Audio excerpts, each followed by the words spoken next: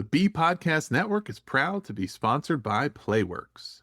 Chronic absenteeism is one of the most persistent challenges we're facing in education, and it's changing what learning looks like in schools right now. I know many of you got into this work to help kids learn. That won't happen if they're not in school. Most schools have already tried the usual fixes. The real question is what actually changes student behavior day to day? The answer might be recess. Not as an afterthought, but as part of the school day that shapes relationships, behavior, and whether students want to come back tomorrow. Playworks partners with schools to make recess safe, engaging, and a place where kids are actively playing together. And the impact is measurable. A UC Berkeley study of Title I schools found significantly lower chronic absenteeism in schools that partnered with Playworks.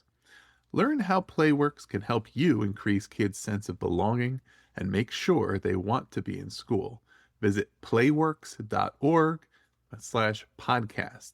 That's PLAYWORKS.org/podcast.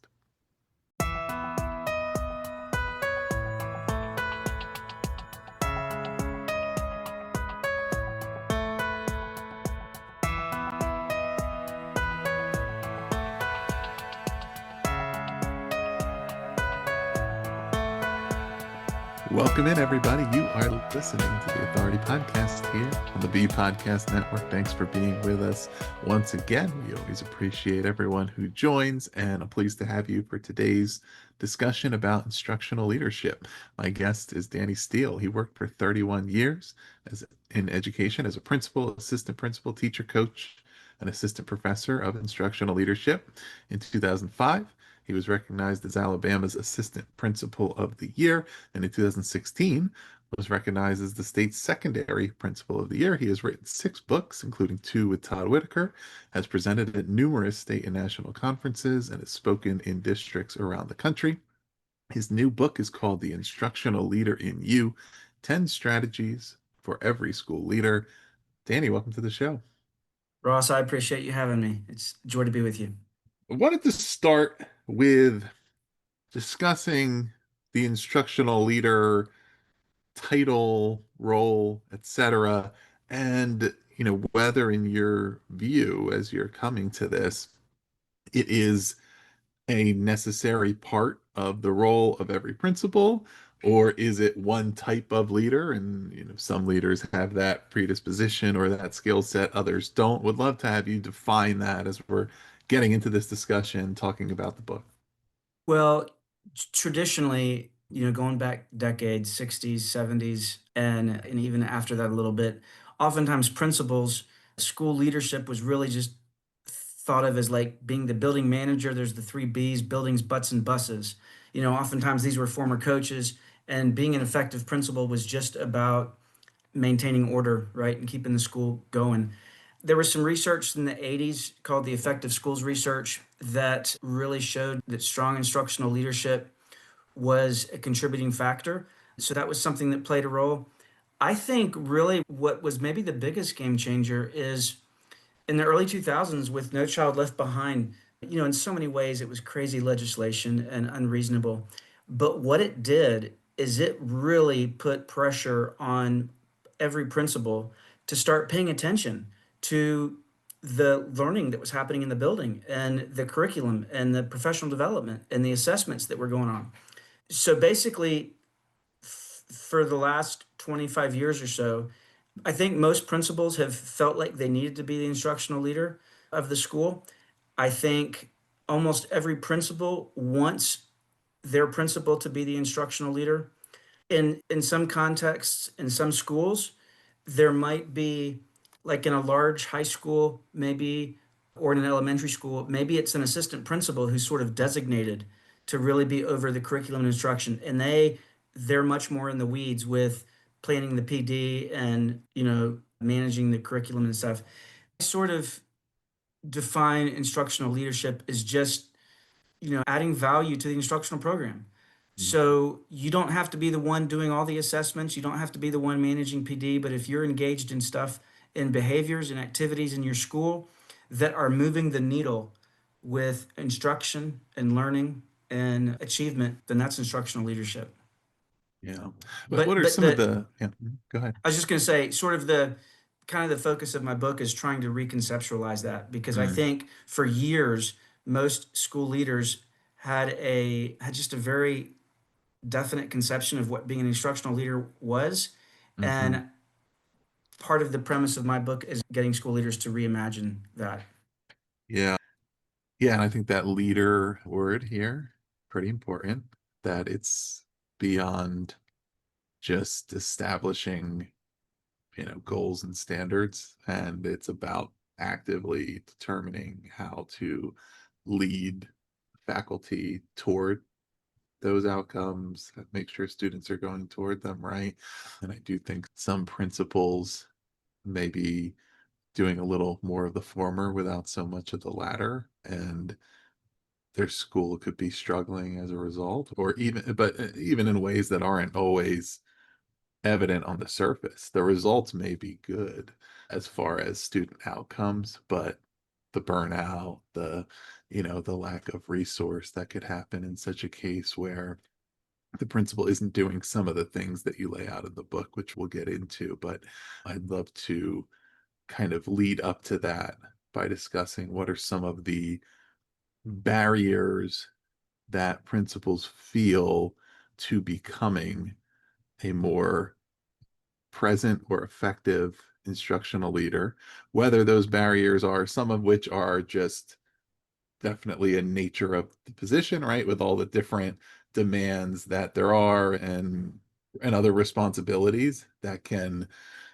present the challenges around time allocation and energy allocation, but perhaps there's also some barriers that are constructed, I'm sure, from time to time when that vision isn't present, as you've laid out about a new vision of instructional leadership. And this is kind of a part of my role. And but would love to have you just kind of talk about some of those things that you do lay out here as, okay, this is what we need to overcome before we can really step into the strategies that you articulate. I think what comes to my mind is two main sort of barriers. And one is that so many administrators, so many principals, especially young principals, just don't feel competent at instructional leadership. They don't feel qualified. They feel inadequate because what how they view their own skill set and knowledge base. So I think that sense of insecurity and feeling of inadequacy is a barrier, and that it keeps people from taking steps forward with that. The other big barrier, and this is not news to anybody, you sort of alluded to it, is just that there is just so much that has to be managed. School leaders deal with so much administrivia, whether it's dealing with parents, whether it's student discipline, managing facilities, going to meetings that they're called to that they don't necessarily want to go to.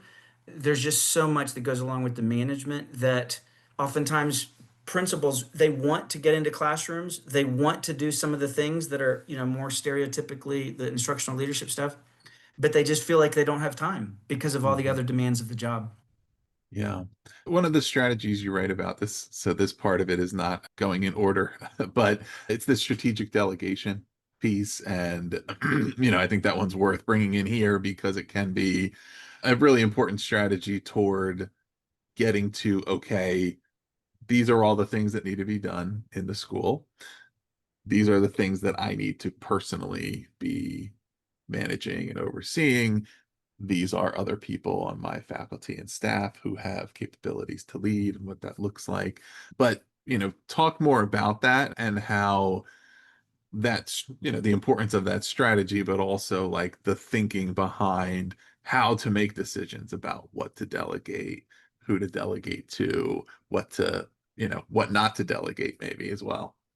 I sort of take two angles on the strategic delegation piece. One is about allowing other people around you who are capable to manage some of the more mundane managerial tasks. Oftentimes, principals are busy in the day doing things that someone else on the staff is able to do. Mm, And when they delegate some of those management tasks, that frees up some of their time to do more of the instructional things. The other piece is is about recognizing the passion and the expertise that is already in your building, whether it's assistant principals or reading coaches, math coaches, teacher leaders, department heads, grade level heads. There are some really skilled and knowledgeable and energized folks in the building that sometimes just need to be turned loose. The principal's job, oftentimes, one of the core jobs is setting up the master schedule. So all the teachers are teaching the right stuff and students can be in the right classes. And in my last school, we were going through a process of redoing the whole schedule, the whole bell schedule. It was a big change and it was a huge undertaking. I had an assistant principal who just was all over that. She was a wizard with it.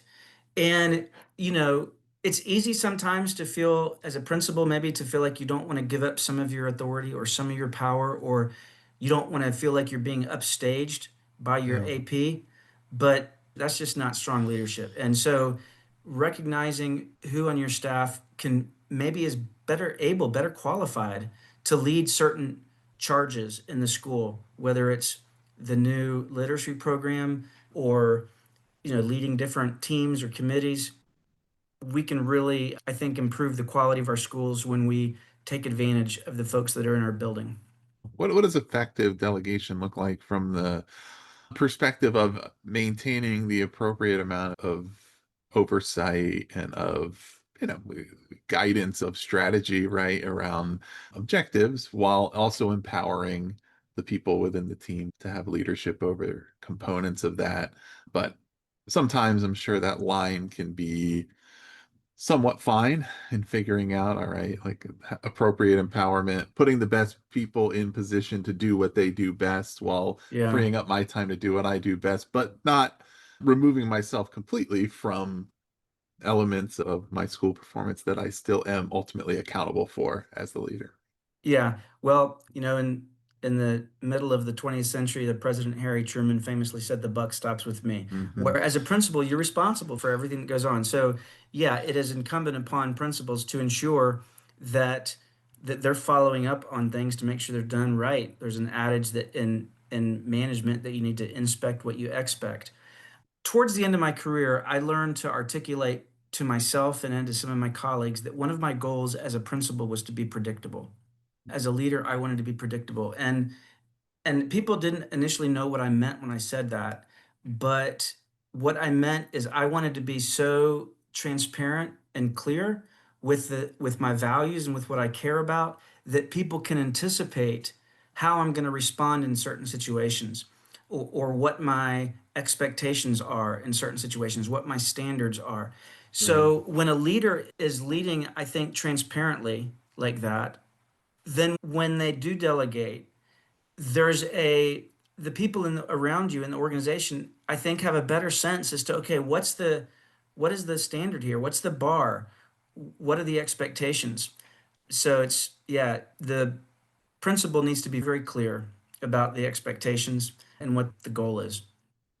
Yeah. Are there areas where this is kind of getting away from, but in the same area code in some ways, zip code as delegation, but are there areas where you would advise a school leader to consider, pulling back on or compromising on in order to be able to prioritize instructional leadership? I mean, are there part of those other demands? Are there things that, in your estimation, are not even necessarily meant to be delegated, but are things that leaders often are just maybe spending too much time and attention on that may not drive the same impact that instructional leadership may, or no, or are they all, equally essential and then we just need to find a way to cover it? Well, it's an interesting question. Things are definitely not all equal. One of my role models is an author and speaker named Todd Whitaker, and he wrote a book many years ago that had an impact on me called "What Great Principals Do Differently." And one of my biggest takeaways from that book, he said, great principals spend their time and energy on things that add the most value. And so when I'm working with young principals, I tell them, if you're working on a report, if you're working on paperwork, and it doesn't add any value to your school, it doesn't add value to the students, it doesn't add value to the staff, then Yeah. spend as little time and energy on it as possible. That's something that's okay to procrastinate. Now, you never want to make your central office people look bad. You need to obviously be a good employee with the stuff that you got to get done. But there's sometimes principals that spend a lot of time doing things that just don't add a lot of value. Yeah, and some of that I'm sure is there's some consistencies across schools of what are the things that add the most value and are the biggest contributors to delivering student outcomes, driving results, empowering and improving the work of teachers, right? And others that don't. And in some cases, I'm sure it comes down to who the leader is, what their strengths are, understanding that and saying, how can I be the best leader I can be? Something I've definitely talked about on the show here before, but that I really believe in is strengthen your strengths, right? And all the talk about strengthen your weaknesses. And you're not as good about this thing, you have to spend more time. And I think about it a lot of times in terms of students and the way that we design their education and oftentimes when there is this emphasis on across the board, right, all subject areas, all things that a student who's strong in certain areas and not as strong in others, they end up spending an outsized proportion of their time on the things that they're struggling with or that they may also not enjoy as much or may not be as passionate about, instead of getting to spend more time in the subjects that they may really be engaged with and enjoy. And how does that affect their entire perspective on the experience, but also for a leader, for a professional to say, is it adding more value and delivering more impact for me to incrementally improve on these areas that aren't my strengths? Or if I really lean into the things that I am good at, how much value can I augment?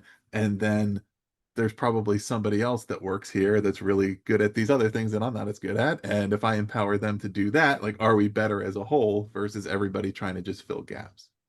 Yeah, couple thoughts. One is your comments about the students reminds me of a blog post I wrote a number of years ago called Letter to a Discouraged Student. And it's about the fact that so many times we spend so much time asking kids to jump through sometimes these arbitrary hoops, and we don't spend enough time validating the things that they care about, that they're passionate about, that they're good in. So that's one piece. The other is your instincts totally resonate with me. I'm not a huge of leadership theory, of organizational theory, but a couple decades ago in graduate school, there's a theory that really stood out with me, and it was called appreciative inquiry.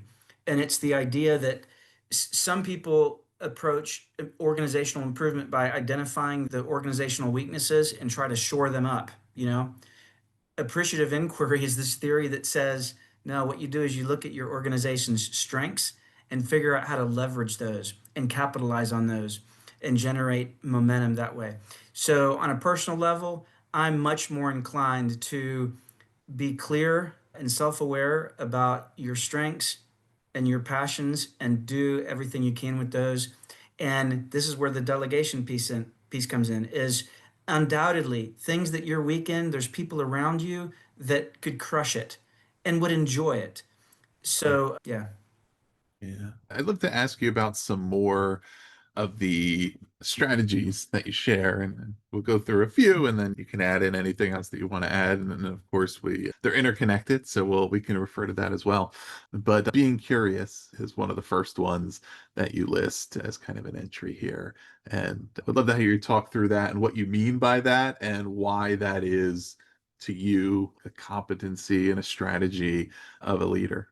So what really inspired this book is when I did some leadership coaching last summer, like about 15 months ago, with a couple young principals, PE teachers, former coaches. They were young, they were green. Their superintendent said, I really want you to grow this instructional leadership in them. After my first day with them, I realized that they were selling themselves short because they had such strong relationships with their teachers, and there was a pretty good culture in the schools. And I said, guys, y'all have already done the heavy lifting. Like, winning over your teachers are like, this is like 90% of the battle. And if you could just learn to kind of leverage certain skills, so skill sets, or make some little shifts in your thinking, then I think you could really move the needle with teaching and learning. And and it doesn't require like just a PhD in curriculum and instruction. Yeah. I was always so overwhelmed with the idea of instructional leadership, like that you had to know all of the best practices, you had to know all the research about how brains learn, and you had to disaggregate all the data, and principals are just trying to make it through their day. So that's I wanted with this book to just identify some strategies that any school leader at any level could leverage. And so, for example, chapter one, yeah, curiosity. That does not take any expertise, Yeah. but it takes a commitment, but it doesn't take any expertise. But it is absolutely foundational, um, because curiosity is what's required to even care Hmm. about how do we get better. So there's any number of ways you can think about curiosity. From the leader standpoint, okay, what are my strengths as a leader? Are there people around me who could help out? What, what are ways that I need to start articulating the vision of our school that I have not been? Are there some stakeholders that I'm not communicating well with? What are the experiences like that our students are going through? How do my teachers perceive me as a leader? Do they feel me? Do they feel like I support them when what they're doing in the classroom? So, I mean, like, you can just rattle off a million questions that start leading you towards improvement, towards self-improvement, because you're asking questions that are going to drive your own professional growth as a leader, but then cultivating this curiosity with teachers. I think that one of the best skill sets a teacher can have is the idea of being reflective. Of, you teach a lesson and you're asking, like, how did that go? How did my students perceive it? Did my students learn it like I wanted them to learn it? How am I going to intervene with students that don't seem to be getting it? What type of an assessment is best? Could I teach this differently next time? The best teachers are constantly asking themselves those sorts of questions. And that commitment to being curious, it starts at the top of the principal modeling this continual pursuit of getting better and what that looks like. When the teacher hops in the game and everyone's playing together, that builds camaraderie between students and adults. A principal from a Playworks school describes a dynamic many school leaders have experienced. When you partner with Playworks to support engaging recess, students get active, build valuable skills, connect, and carry positive energy back into the classroom. The impact shows up in learning time. Research from Mathematica found that schools with Playwork spent 27% less time transitioning from recess to learning, protecting valuable instructional minutes for teachers. One thing I love about Playworks is that it's designed for the realities schools face today. Their trainings are practical, manageable, and focused on building staff capacity without competing with instructional priorities. If attendance, behavior, or lost learning time are holding your school back, have a short, no obligation conversation to learn more. Visit playworks.org/podcast. Yeah, I mean, and we get into the interconnectedness and all, but there's a willingness to have a disposition toward curiosity could also mean getting away from needing to have all the answers, right? Being willing to ask, and so that vulnerability is one of the strategies. But I guess understanding that if in some simple way the leader's role is to the organization be successful by helping the people who work in it be successful, that there's a number of ways to go about that. One of which could be when you do know an answer or you know what works, training and teaching people to do that thing, right?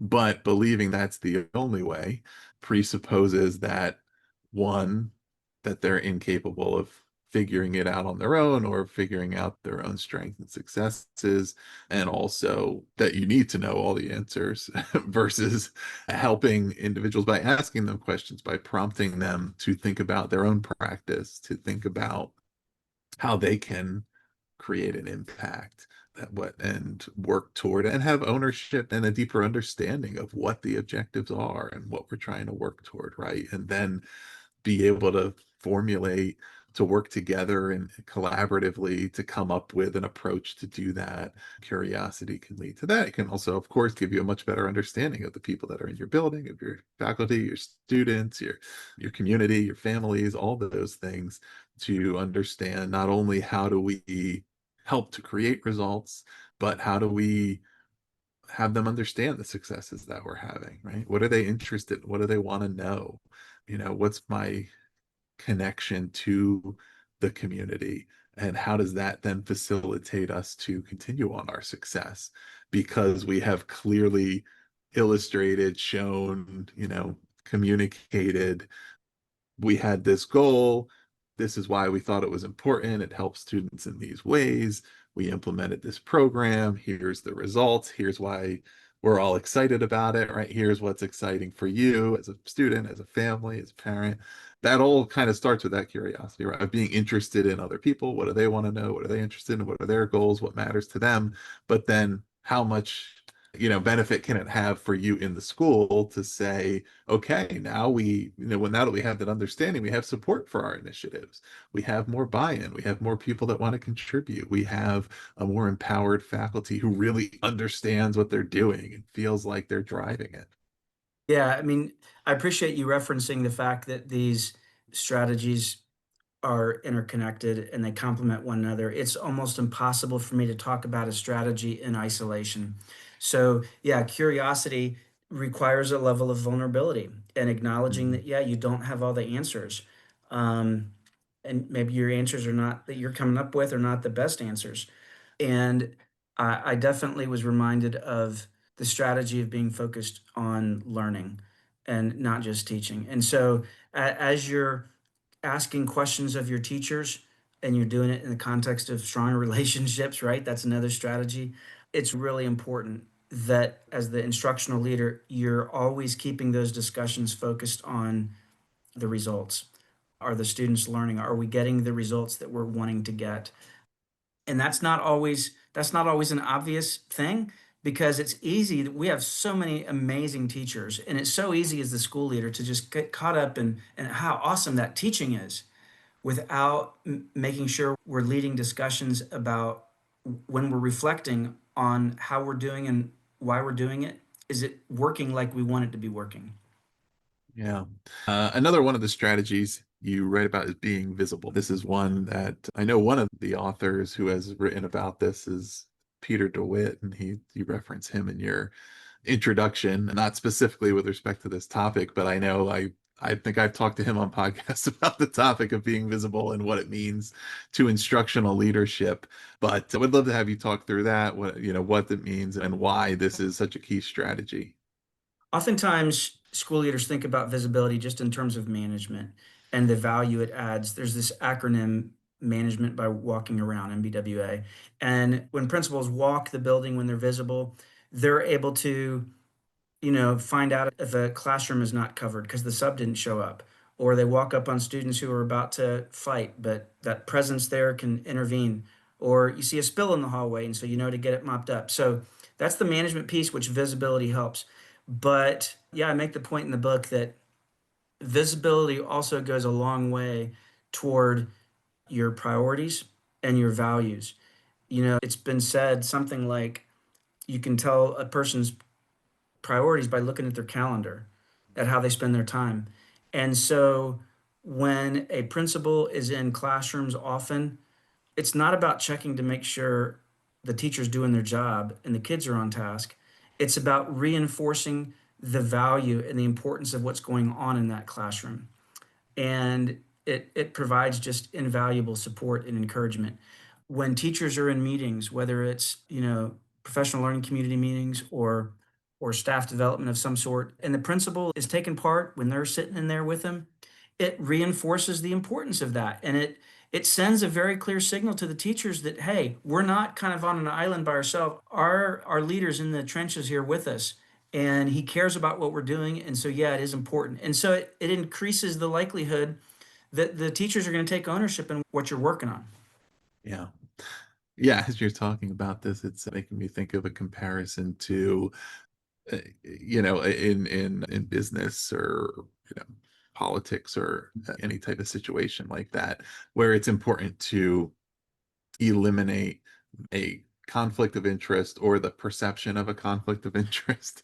And I'm thinking about, the ways in which being visible contributes to a leader's ability to lead, or the at least the perception of the ability to lead, meaning, that you have more credibility for what you want to lead, and the feedback that you're giving and your insights, when your teachers know that you're showing up and observing and seeing what they're doing.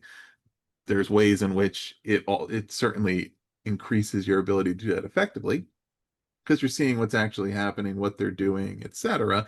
But also, there may be things that you could pick up on pretty quickly, or that but if you just pop in, you haven't really observed it all, and you come in and say, "Hey, you should be doing this," right?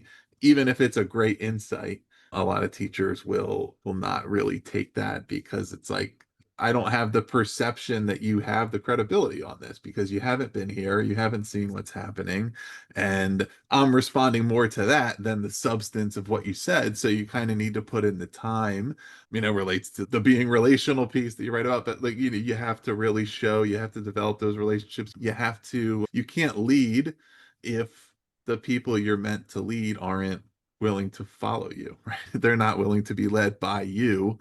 So I was just, kind of piecing together a bunch of ideas in my head as you were talking, but thinking about like being visible, there's really tangible ways that it will contribute to your actual understanding and knowledge base of your school and of the best way to lead it. But also, yeah, yeah, as you said, showing your calendar, it's showing that you value that time, showing that you value that work by being willing to put yourself there, be an observer, not the one talking all the time. I don't know if I wrote about visibility giving you credibility, but you made such a great point. And this is again a case where visibility it contributes to the relational leadership piece. Yeah, I've said before when I was interviewing for a principal position that the teachers are not going to buy into my vision for the school if they first haven't bought into me. And so that being present with them, I mean, it was even with like having post conferences after a classroom observation.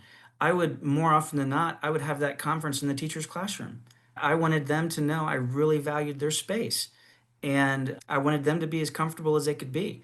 So, yeah, you don't build credibility in your office. That's for sure. You don't build relationships in your office. Being out and about is, from my point of view, the only way to do it. And I know it's a lot of people see the value of that because I see all sorts of examples on social media and stuff of teachers who have these mobile, these desks on wheels and they're so they can do their office work in the hallway. Yeah, it's hard to overstate the significance of being where the action is. Yeah. How about being about the culture? This is another of the strategies. What does this one mean? So, as I was thinking about the structure of the book, I I thought about having this the first chapter because so many of the principals that I interviewed for the book told me that it all started with culture.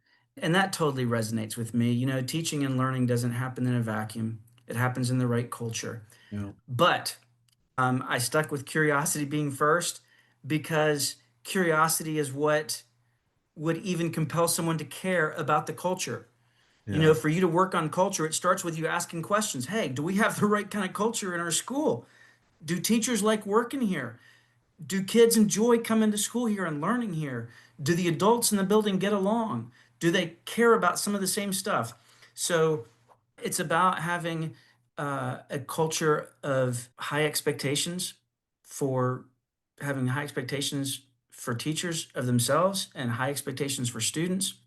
It's about a culture of collaboration.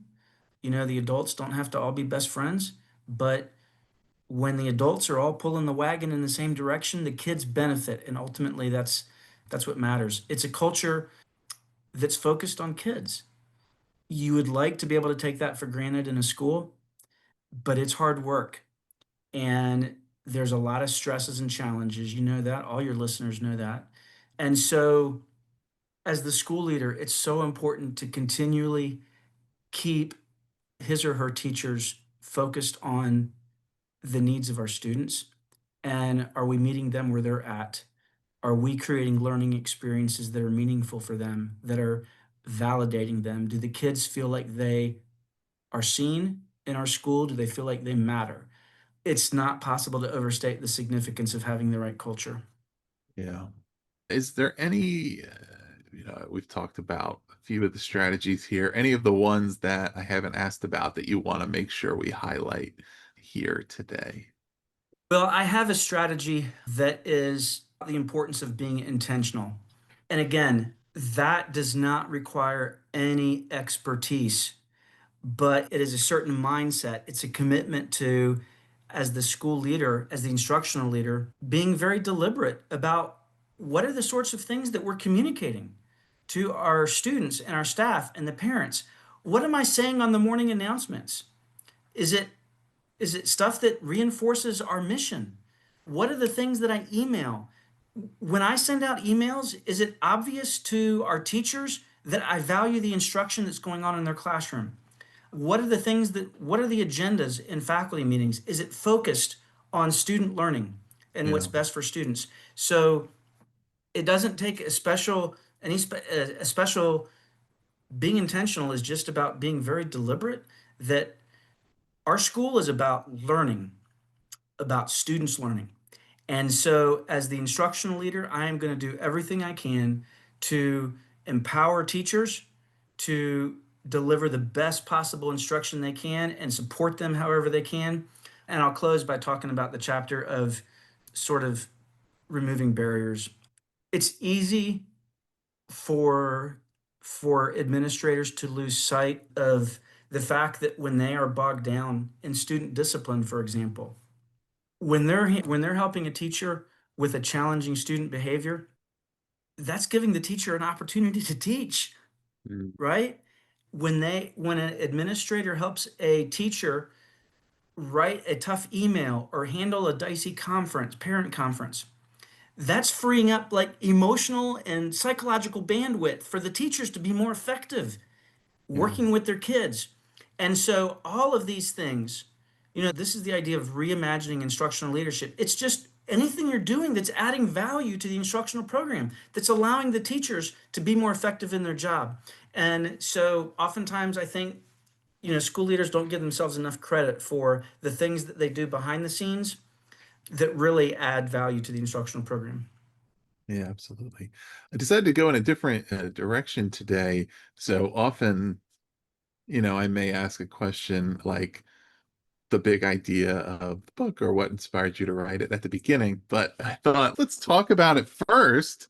And then when you share, right, what was the genesis and what inspired you to write this book in particular, you're doing so with the context of everything we just talked about. But yeah, why was this the book that you chose to write?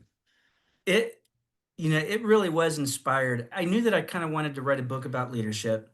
Wasn't sure the angle I would take, but when I worked with those two principals summer before last and saw how easy it would be for them to move the needle if they just changed the way they thought about some of their job and if they learned to adapt certain strategies, mindsets, whether it's being more curious, being more intentional, being more focused on student learning.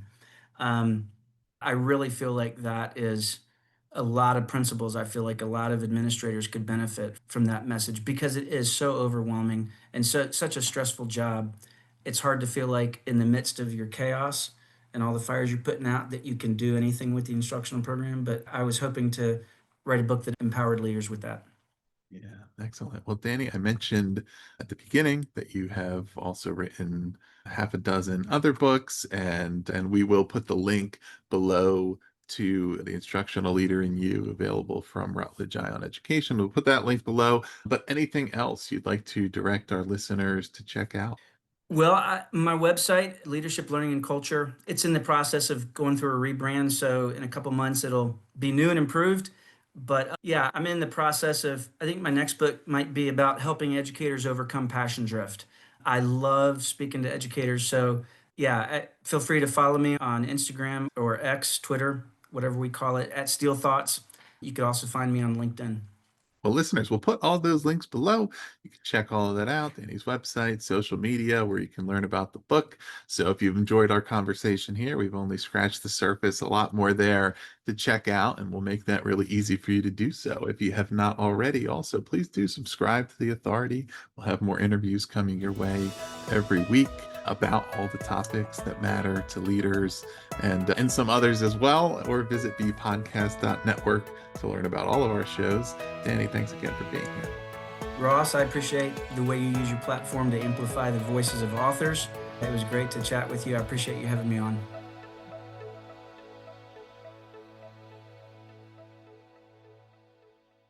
You can invest in curriculum, technology, and intervention, but none of it works if students are not in school. I'm happy to share that there is hope.